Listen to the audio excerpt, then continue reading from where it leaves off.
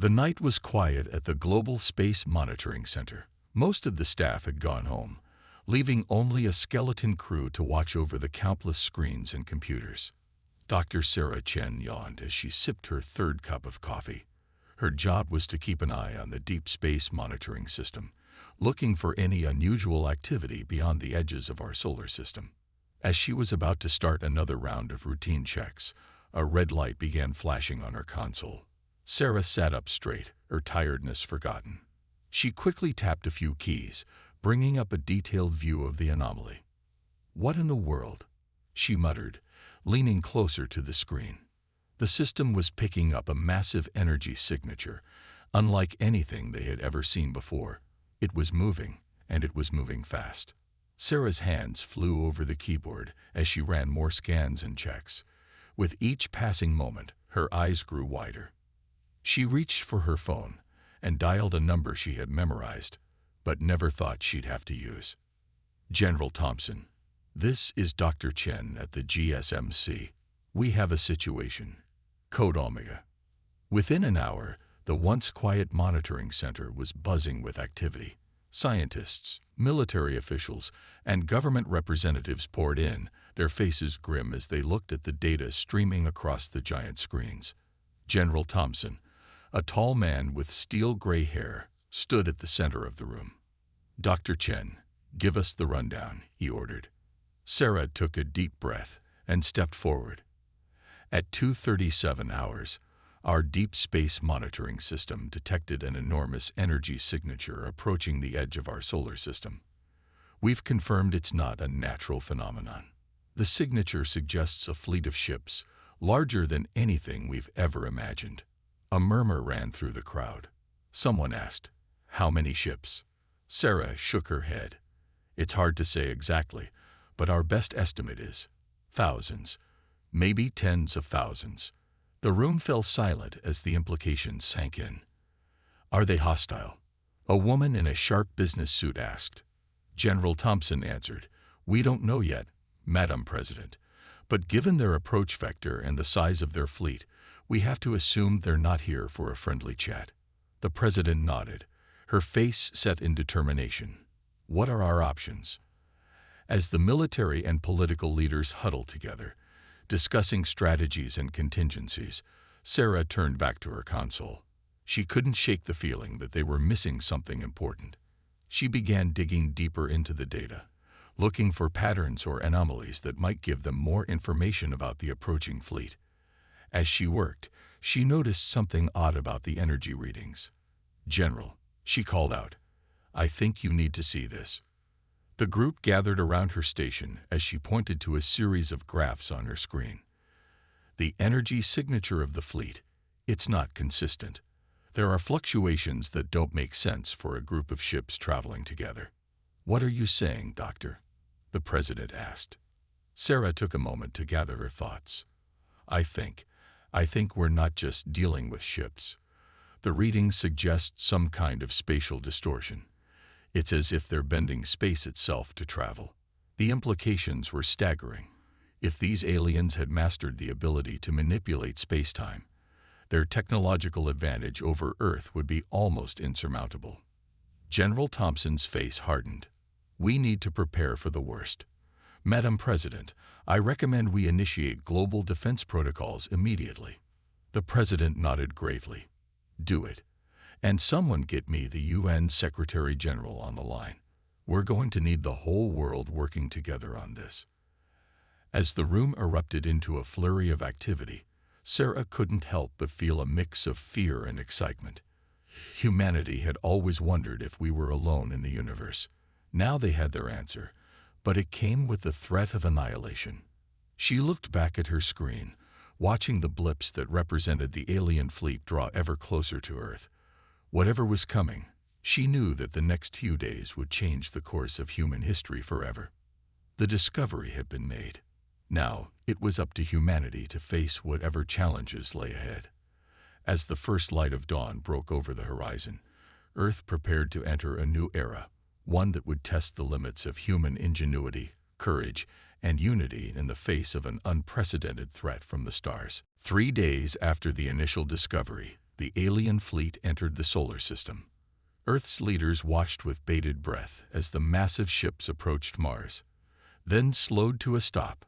For hours, nothing happened. Then, suddenly, every screen and communication device on Earth lit up with the same message: prepare for contact. In New York City, the United Nations headquarters buzzed with activity. World leaders had gathered in an emergency session, ready to face humanity's first encounter with alien life. The air was thick with tension as they waited in the General Assembly Hall. Without warning, a beam of light appeared in the center of the room. It expanded, forming a shimmering portal. From it stepped a tall, imposing figure. The alien was humanoid, with blue-tinted skin and eyes that glowed like distant stars. It wore an ornate uniform that seemed to shimmer with its own inner light. "I am High Commander Zaxil of the Galactic Empire," the alien announced, its voice resonating through the hall without the need for speakers. "We have come to claim this world as part of our ever-expanding dominion." The room erupted in chaos. Some leaders shouted in defiance, while others sat in stunned silence. The alien raised a hand, and an unseen force muted all sound in the room except for its voice. "Your planet has been observed for some time," Zaxil continued.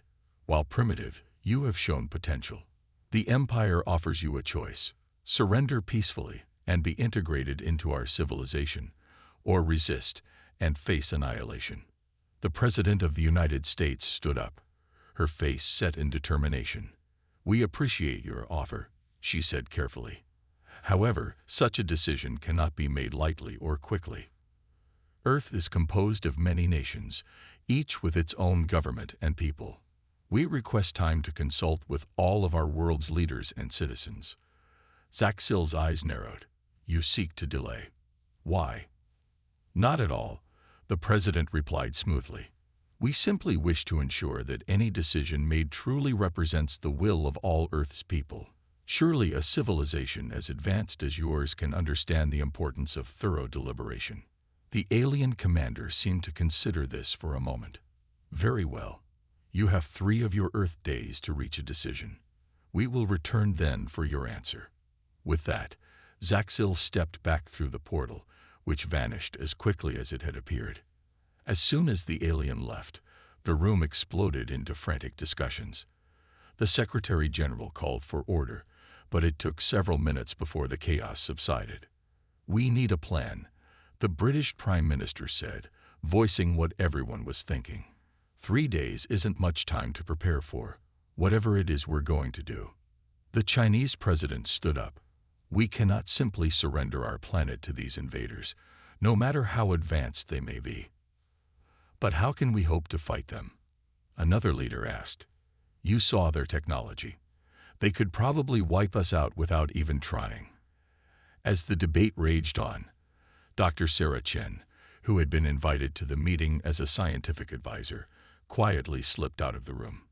She had an idea, but she needed to confirm something first. Back at her makeshift lab in the UN building, Sarah pored over the data from the alien fleet.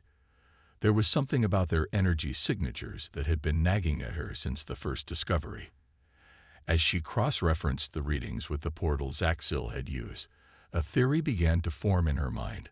With trembling hands, she picked up her phone and dialed General Thompson.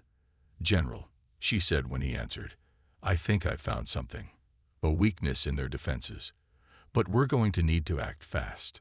As Sarah explained her discovery, a glimmer of hope began to shine through the darkness that had fallen over Earth. The Galactic Empire may have set its sights on their world, but humanity wasn't going down without a fight. While world leaders debated their response to the Galactic Empire's ultimatum, a secret meeting was taking place deep beneath the Rocky Mountains. In a high-tech facility, unknown to most of the world, a group of scientists, military officers, and government officials gathered around a large holographic display. General Thompson stood at the head of the table, his face grim. "Ladies and gentlemen, it's time to activate Project Safeguard." A murmur ran through the room. Project Safeguard was a name spoken only in whispers, a last-resort defense system that had been in development for decades. Dr. Elena Rodriguez, the lead scientist of the project, stepped forward. As you know, we've been preparing for this day for a long time. We may not have known exactly what form the threat would take, but we knew it would come eventually. She waved her hand, and a holographic display changed to show a map of the solar system. Tiny dots of light appeared, scattered throughout the asteroid belt and on various moons. For the past 50 years, we've been secretly building a network of advanced defensive platforms throughout our solar system, Dr. Rodriguez explained. Each platform is equipped with technology that, until now, we've kept hidden from the world. The display zoomed in on one of the platforms. It looked like a small, unremarkable asteroid, but as they watched, it transformed, revealing an array of sophisticated weapons and defensive systems. These platforms use a combination of our most advanced technologies, Dr. Rodriguez continued. Gravity manipulation, dark matter reactors, and weaponized quantum entanglement. All of it reverse-engineered from the Roswell incident and other unexplained phenomena we've encountered over the years. General Thompson nodded. We've been waiting for the right moment to reveal this technology. Now it seems that moment has arrived. One of the officials raised his hand. But will it be enough? These aliens can bend space itself. How can we hope to compete with that? Dr. Sarah Chen, who had been quietly observing until now, stepped forward. That's where my discovery comes in, she said. The alien space-bending technology is impressive, but it has a weakness. Their method of manipulating space-time creates a unique energy signature, one that our platforms can detect and potentially disrupt. She pulled up a series of complex equations on the display. If we can synchronize our defensive network to emit a counter-frequency, we might be able to neutralize their greatest advantage. The room fell silent as the implications sank in. They had a chance, a small one, but a chance nonetheless. General Thompson broke the silence. The question now is, do we reveal this technology to the world and use it as a deterrent, or do we keep it secret and use it as a surprise if the aliens attack? Debates erupted around the room. Some argued for immediate disclosure, believing it might persuade the Galactic Empire to leave Earth alone. Others insisted on keeping it secret, not wanting to show their hand too soon. As the arguments raged on, Dr. Chen's mind raced. She thought about the alien commander, Zaxil, and his arrogant demeanor. Would a show of force deter the Empire, or would it only provoke them further? Finally, she spoke up. I think we need to do both, she said, causing the room to fall silent once more. We reveal enough to make them think twice, but we keep our true capabilities hidden. We give them one warning, one chance to leave us alone. General Thompson nodded slowly. A calculated risk, he mused, but it might be our best option. As the meeting continued, plans were made and strategies formed. The fate of humanity hung in the balance, but for the first time since the alien fleet appeared, there was a glimmer of hope. Outside the secret facility, the world waited in tense anticipation, unaware of the incredible technology that had been hiding in plain sight all along. Humanity's secret weapon was about to be unleashed, and the Galactic Empire was in for a surprise they never saw coming. The 3 days given by the Galactic Empire were almost up. Earth's leaders gathered once again in the United Nations headquarters, their faces a mix of determination and fear. This time, they were ready. As the clock struck noon, the shimmering portal appeared once more. High Commander Zaxil stepped through, his posture radiating confidence and a hint of boredom. Your time is up, Zaxil announced. What is your decision? Will you join the Empire willingly, or must we resort to less pleasant methods? The President of the United States stood up, her voice steady as she addressed the alien commander. Before we give our answer, we have something to show you. She nodded to Dr. Sarah Chen, who stepped forward with a small device in her hand. Sarah pressed a button, and suddenly, a massive holographic display filled the air above them. It showed a detailed map of the solar system, with thousands of tiny lights scattered throughout. What is this? Zaxil asked, his glowing eyes narrowing. This, the president said, is our warning. General Thompson stepped forward. Each of those lights represents a defensive platform we have stationed throughout our solar system. They've been here for decades, waiting silently. Zaxil's confident demeanor faltered for a moment. Impossible. Our scans detected no such technology. Sarah smiled. That's because you weren't looking for it. We've been preparing for this day for a long time, Commander. We know more about you than you might think. The holographic display changed, showing images of various alien species and star systems. We know about the worlds you've conquered. Sarah continued. The civilizations you've destroyed or enslaved. We know about the resistance movements brewing within your empire. Zaxil's blue skin paled slightly. How? How could you know this?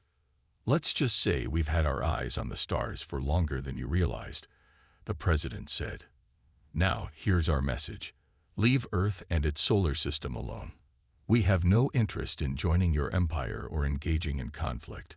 But make no mistake, if you force our hand, we will defend ourselves with everything we have. To demonstrate their point, Sarah activated one of the defensive platforms near Mars.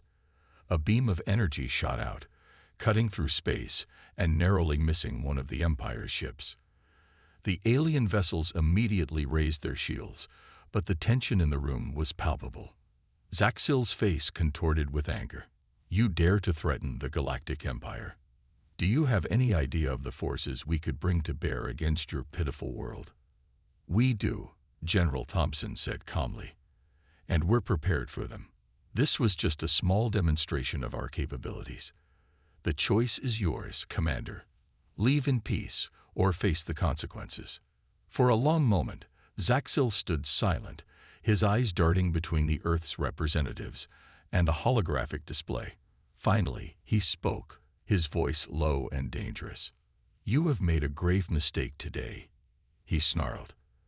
The Empire does not tolerate defiance. We will withdraw for now, but make no mistake, this is not over. The full might of the Galactic Empire will descend upon your world, and you will rue the day you chose to resist us. With that, Zaxil stepped back through the portal, which vanished in a flash of light. As soon as the alien was gone, the room erupted into a mixture of cheers and worried discussions. They had stood up to the Empire, but at what cost? Sarah caught the president's eye. Do you think we did the right thing? She asked quietly. The president's face was grim but determined. We did the only thing we could do. We showed them we're not an easy target. Now we prepare for what comes next. As the world leaders began to plan their next moves, Sarah couldn't help but feel a mix of pride and fear. They had delivered their warning, standing up for humanity's right to exist free from alien domination. But the real test was yet to come. The Galactic Empire would return. And when they did, Earth would need every ounce of courage, ingenuity, and unity it could muster to survive the coming storm. In the vast darkness of space, aboard the Imperial flagship, High Commander Zaxil paced furiously. His subordinates watched nervously as their leader's skin flickered between shades of blue, a sign of his intense anger. How dare they? Zaxil growled. A primitive species, barely out of their stone age, threatening the might of the Galactic Empire. Admiral Vex, a veteran of 100 conquered worlds, stepped forward cautiously. High Commander, perhaps we should reconsider our approach. If the humans truly possessed the technology they demonstrated. Zaxil whirled on him, eyes flashing. Are you suggesting we retreat? That we show weakness in the face of these upstarts? Vex straightened his posture. Not at all, sir. I merely suggest we proceed with caution. We've never encountered a species with hidden defenses like these before. For a moment, it seemed Zaxil might lash out, but then he took a deep breath, his color stabilizing. You're right, Admiral. We must be strategic, but we will not be deterred. Prepare the fleet for a full invasion. We'll show these humans the true meaning of power. Back on Earth, the atmosphere was tense but determined. In military bases around the world, Soldiers prepared for a fight unlike any in human history. Scientists worked around the clock, fine-tuning the defensive platforms and developing new strategies. At the Global Space Monitoring Center, Dr. Sarah Chen hadn't slept in days. She stared at the screens, watching the Imperial fleet's movements. Something wasn't right. "General Thompson," she called out, "I think you need to see this." The general hurried over, his face lined with exhaustion. "What is it, Doctor?" Sarah pointed to the display. "The fleet is spreading out, forming a massive net around our solar system. I think they're trying to cut off any potential escape routes." Thompson's eyes narrowed. "They still think we're a primitive species, trying to run from a superior force. Should we reveal more of our capabilities?" Sarah asked. "Show them they're underestimating us." The general shook his head. "Not yet. Let them think they have the upper hand. It might make them sloppy." Suddenly, alarms blared throughout the facility. Red warning lights flashed on every screen. "What's happening?" Thompson demanded. A young technician's voice shook as he answered. "Sir, we're detecting massive energy buildups throughout the Imperial fleet. I think they're preparing to attack." On screens around the world, people watched in horror as thousands of Imperial ships began to move. They formed intricate patterns, their hulls glowing with strange energies. In New York, the UN Security Council convened an emergency session. The president's voice was grim as she addressed the world leaders. "Ladies and gentlemen, the moment we've been preparing for has arrived. The Empire has made its choice. Now we make ours." She turned to General Thompson on a secure video link. "General, you have full authorization. Activate all defenses. Let's show these invaders what humanity is truly capable of." As the orders went out, Sarah Chen felt a mix of fear and excitement. This was the moment that would define the future of their species. Would their preparations be enough? Or had humanity's defiance only hastened their doom? In space, the Imperial fleet began its advance. Massive ships, each capable of destroying entire cities, moved with terrifying grace. Zaxil stood on the bridge of his flagship, a cruel smile on his face. "Begin the assault," he commanded. "Show no mercy. By the end of this day, Earth will be nothing but a cautionary tale for any who dare resist the Empire." Little did he know, Earth had surprises waiting. As the first wave of Imperial ships entered the outer reaches of the solar system, hidden defense platforms hummed to life. The greatest battle in human history was about to begin, and the fate of Earth hung in the balance. Humanity had given its warning. The Galactic Empire had ignored it. Now, it was time for action. The vastness of space lit up with the first shots of the battle. Imperial ships, confident in their superior numbers and technology, pressed forward into the solar system. Their weapons, capable of shattering planets, began to charge. But Earth was ready. As the invasion force crossed the orbit of Neptune, hundreds of defense platforms hidden in the Kuiper Belt sprang to life. Beams of energy, powered by dark matter reactors, lanced out across space. The Imperial fleet's rear guard was caught completely by surprise. On the bridge of his flagship, High Commander Zaxil watched in disbelief as dozens of his ships erupted into balls of plasma. "Impossible," he roared. "How can they have weapons at this range?" Admiral Vex's face was pale. "Sir, we're detecting energy signatures throughout the entire system. It seems the humans have built a defensive network far larger than we anticipated." Back on Earth, in the command center beneath the Rocky Mountains, General Thompson allowed himself a small smile. "First blood to us," he murmured. "Now for Phase 2. Dr. Sarah Chen nodded, her fingers flying over a control panel. "Activating the gravity manipulation arrays now." Across the solar system, hidden devices came online. Suddenly, the Imperial ships found themselves being pulled in multiple directions. Carefully plotted invasion courses became chaotic as localized gravity wells threw the fleet into disarray. "What trickery is this?" Zaxil demanded, watching as his neat formation dissolved into chaos. But the Empire wasn't defeated so easily. After the initial shock, they began to adapt. The larger ships activated powerful shields, shrugging off the energy beams. Others used their space-bending technology to slip through the gravity distortions. "They're adapting faster than we expected," Sarah said, her voice tense. "We need to move to Phase 3. General Thompson nodded grimly. "Do it." Sarah took a deep breath and activated the quantum entanglement weapons. Across the battlefield, pairs of Imperial ships suddenly found themselves linked. When one was hit, the other suffered the same damage, regardless of distance. The invaders' advance slowed, but it didn't stop. The sheer number of Imperial ships was overwhelming. For every vessel destroyed, 3 more took its place. On Earth, millions watched the space battle through telescopes and on screens. Despite the initial success, fear began to grow. The Empire was still coming. In New York, world leaders gathered anxiously. "Is there anything else we can do?" the French president asked, his voice shaking. The U.S. president's face was grim. "We have one last card to play, but it's risky." Back in the command center, alarms blared. They'd broken through our outer defenses. A technician shouted, "Imperial ships are approaching Mars." General Thompson turned to Sarah. "It's time. Activate the Nexus." Sarah's eyes widened. "But sir, it hasn't been fully tested. We don't know if—" "We're out of options, Doctor," Thompson cut her off. "Do it." With trembling hands, Sarah initiated the sequence. Deep within Ceres, the largest object in the asteroid belt, a machine beyond human understanding hummed to life.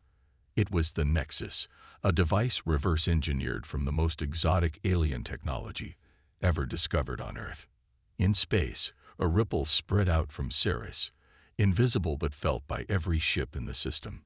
Suddenly, the Imperial fleet's greatest advantage, their space-bending technology, stopped working. On the flagship, Zaxil watched in horror as his ship's most powerful weapons and defenses failed. "What have they done?" he whispered. The tide of battle turned. Earth's defense platforms, now unopposed, tore through the Imperial ranks. Ships that had seemed invincible minutes before were now exploding by the dozens. Admiral Vex turned to his commander, fear evident in his eyes. "Sir, we must retreat. We've lost nearly half the fleet." For a moment, Zaxil stood frozen, unable to comprehend this defeat. Then his face contorted with rage. "This isn't over," he snarled. "Fall back. We'll return with the full might of the Empire." As the remaining Imperial ships fled, cheers erupted across Earth. Against all odds, humanity had stood against the greatest power in the galaxy, and won. But in the command center, General Thompson and Dr. Chen exchanged worried looks. They had revealed their greatest secrets and used their most powerful weapons. The Empire would be back. And next time, they would be prepared. The battle was over, but the war for Earth's survival had only just begun. In the days following the battle, Earth buzzed with a mixture of celebration and anxiety. Humanity had achieved the impossible. They had defeated the mighty Galactic Empire. But everyone knew this was just the beginning. At the United Nations headquarters, world leaders gathered to discuss the future. The room was filled with a nervous energy as the U.S. President took the podium. "My fellow citizens of Earth," she began, her voice firm, "we have won a great victory. But our fight is far from over. The Empire will return, and we must be ready." As she spoke, screens around the room lit up, showing images from deep space. Dr. Sarah Chen stepped forward to explain. "Our long-range sensors are picking up massive fleet movements throughout the galaxy," she said. "The Empire is rallying its forces, but they're not the only ones on the move." The images shifted, showing various alien ships approaching Earth, but these weren't Imperial vessels. They were smaller, more diverse, and they were broadcasting messages of peace. "It seems our victory has not gone unnoticed," General Thompson added. "We're receiving transmissions from dozens of species, Many of them have suffered under the Empire's rule.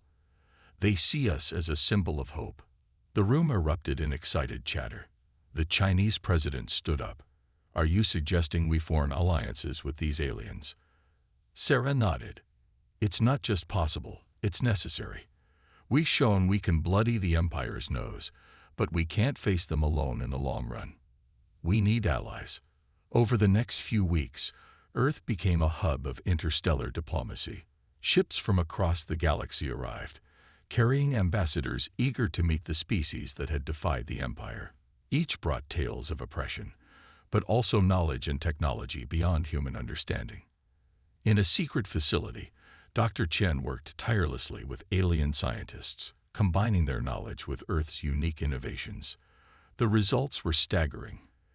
Advancements in medicine, energy, and space travel that would have taken centuries to develop alone. Meanwhile, General Thompson coordinated with alien military leaders, forming strategies to defend against the Empire's inevitable return. Earth's solar system became a fortress, protected by technologies from a dozen worlds. But it wasn't all about war preparations.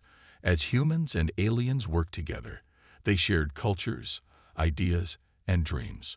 Art galleries displayed paintings from worlds light years away, while alien chefs introduced flavors never before tasted on Earth. 3 months after the battle, the new Galactic Alliance was officially formed. In a ceremony watched by trillions across the galaxy, representatives from over 50 species signed a treaty of mutual defense and cooperation. Earth, the youngest member of the galactic community, stood as an equal among civilizations far older than human history. As the ceremony concluded, the U.S. President, now serving as Earth's representative to the Alliance, addressed the assembled aliens and the watching galaxy. Today, we take our place among the stars, she said, her voice filled with pride and determination. The Empire sought to enslave us, but instead, they have united us. Together, we will build a galaxy of freedom, justice, and peace. The chamber erupted in cheers and alien vocalizations of approval. But in a quiet corner, Dr. Chen and General Thompson shared a concerned look. Do you think we're ready for this? Sarah asked quietly. Thompson's face was serious. We have to be. The real war is just beginning. As if to emphasize his point, alarms suddenly blared. A young lieutenant rushed up, his face pale. Sir, we're detecting a massive Imperial fleet entering the galaxy. It's larger than anything we've ever seen. The general's jaw tightened, but his eyes shone with determination. Well then, it's time to show them what this alliance can do. Send out the call. The Empire wanted a war. Let's give them one they'll never forget. As the alert spread across the galaxy, ships of all shapes and sizes began to move. The newly forged Galactic Alliance was about to face its first test. But this time, Earth wasn't alone. United with their new allies, humanity prepared to fight not just for their own freedom, but for the liberty of the entire galaxy. The battle that would shape the future of the cosmos was about to begin.